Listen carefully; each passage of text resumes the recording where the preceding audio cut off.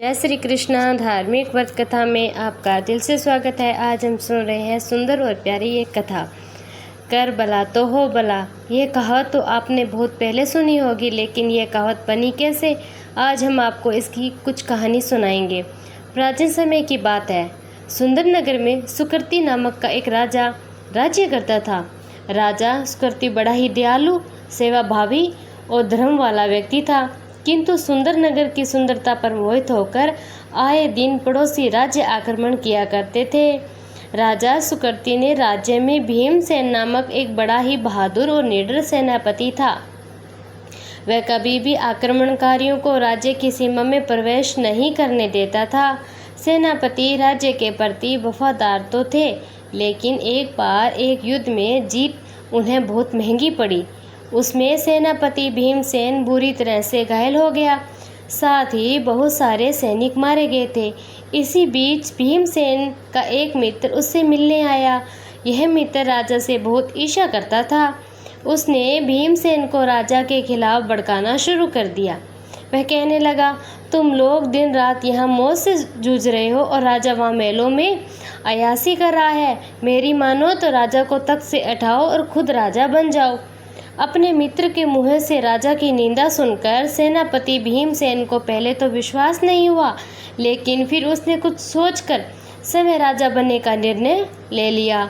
उसने राज्य जाकर राजा सुकृति को सिंहासन से हटा दिया और स्वयं राजा अभिषेक कर और खुद गद्दी पर बैठ गया। वह राजा सुकृति को पकड़कर बंदी गृह में डालना चाहता था, लेकिन अवसर देख सुकृति भेष बदलकर जंगलों में भाग गया था। राजा भीमसेन ने सुकृति को पकड़ने के लिए एक सहस्त्र स्वर्ण मुद्रा के इनाम की घोषणा कर दी। सैनिक तो सैनिक, लेकिन राज्य के अन्य व्यक्ति भी इनाम की आकांक्षा से सुकृति को खोजने लग गए थे।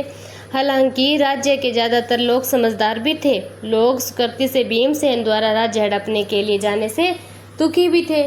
इधर राजा सुकृति जंगल के रास्ते राज्य से बाहर निकलने ही वाला था।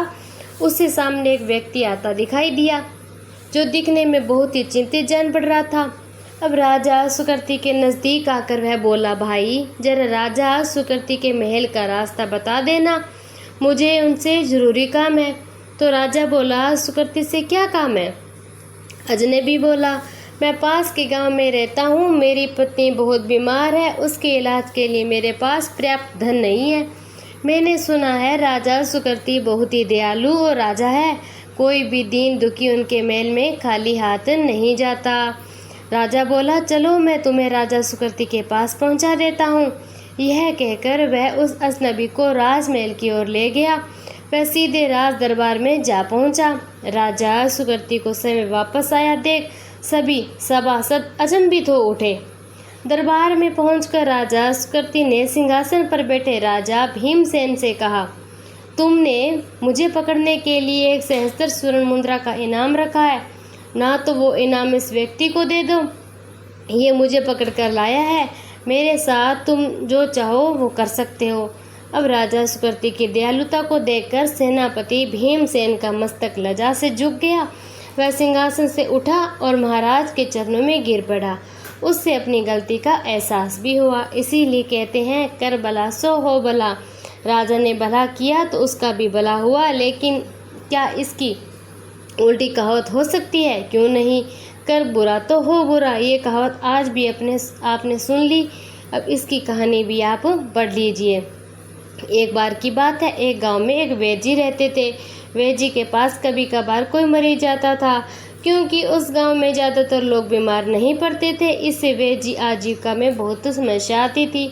एक दिन वैद्य जी अपनी झोंपड़ी से बाहर निकले, एक पेड़ के नीचे जाकर बैठे। तभी उससे एक पेड़ के कोटरे में एक सांप दिखाई दिया। वैद्य जी सोचने लगे, अगर ये सांप किसी को काट खाए तो कितना अच्छा होगा, मैं उसे ठीक करके अच्छा खासा धन कमा सकता हूँ।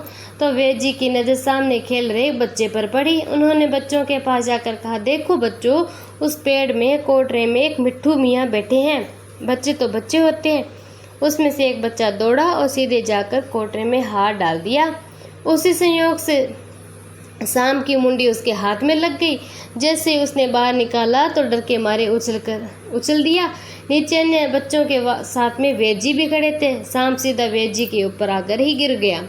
कई जगह से डस लिया। तड़पते हुए वेद जी की जान निकल गई। इसीलिए कहते हैं कर बुरा तो हो बुरा। इसीलिए मनुष्य को हमेशा दूसरों का भला सोचना चाहिए और भला ना हो सके तो कम से कम बुरा तो कभी नहीं सोचना चाहिए। जय श्री कृष्ण।